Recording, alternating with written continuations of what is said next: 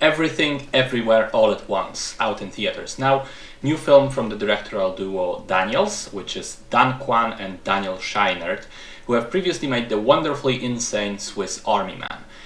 This film stars Michelle Yeoh, Stephanie Hsu, Ke Huy Kwan, and Jamie Lee Curtis. And my one advice is go see it immediately, with as little knowledge about it as possible. I think it's one of those movies which are best watched completely blind, but even though I knew like the most basic premise of it, I was still taken on an unexpected ride. And so I will not reveal any plot details, not even the basic outline, instead trying to describe what I thought about it. So it's a film that is utterly crazy, insane, bizarre, weird, and unusual. It's also frenetic, funny, lively, entertaining, ambitious, and sometimes downright operatic. And it is also brilliantly fantastic. Within the first minute of the film, it jumps right into its crazy pace, where it just goes and goes at breakneck speed. And even though the initial scenes are just introductions of characters and dialogue, I found myself trying to keep mentally running in hopes of keeping up with all the details. And the things just get progressively weirder and bigger and faster, and the movie essentially never stops until the very end. In terms of the pacing, the relentless pacing actually, it reminded me of Mad Max Fury Road, which is a really odd comparison. In terms of what this film is, it's kind of an amalgam of multiple movie genres. It's an adventure comedy with elements of sci-fi and fantasy, but it is also a romance story. But it is also a superhero film and a kung fu film, and at one point it even becomes an experimental art film about two rocks discussing life. And in all of that, there are still strong vibes of The Matrix and Cloud Atlas throughout. And still through it all, underneath, it remains an indie story about the importance of family and about appreciating the good things in life.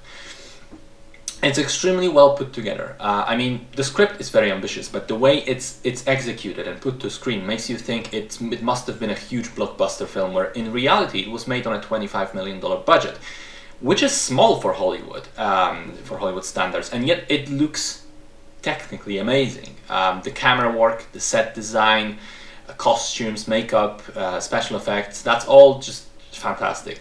The real MVP though is the editing of both image and sound, which I thought was just simply masterful, and that actually makes up a huge part of how these people were able to achieve so many cool things with so little money. I love the humor and the way that the script introduces seemingly random throwaway things only to pay them off later in huge ways, like that insane joke about the butt plug looking awards for tax auditors. Michelle Yeoh is fantastic in the lead role. I also want to say the same about Stephanie Hsu, who plays her daughter in the film. At the beginning she seems kind of ordinary as the character, but as things progress she really gets to showcase some cool range. Also, Jamie Lee Curtis is having the time of her life in every scene she's in. She's just chewing the scenery. Great appearance from her. Finally, I really enjoyed the way the film references many other famous movies in clever and funny ways. Just to name a few: 2001 Space Odyssey, In the Mood for Love, and Ratatouille. It made it very clear to me that this film was made by people who love cinema, who understand what makes it great, but also just like to have fun with the medium. As I was watching it, I remember going from "this is interesting" to "this is great" to "I absolutely love it." And at one point considering if I would put it down as a rare 10 out of 10 movie.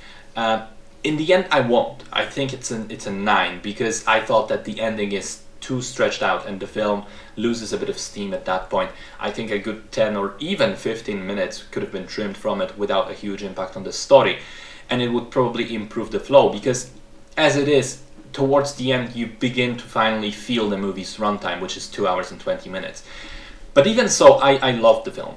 It was like a theme park ride with thrills and chills and laughs and excitement, but also a lot of heart and warmth. I cannot stress this enough. Go see this film as soon as you can.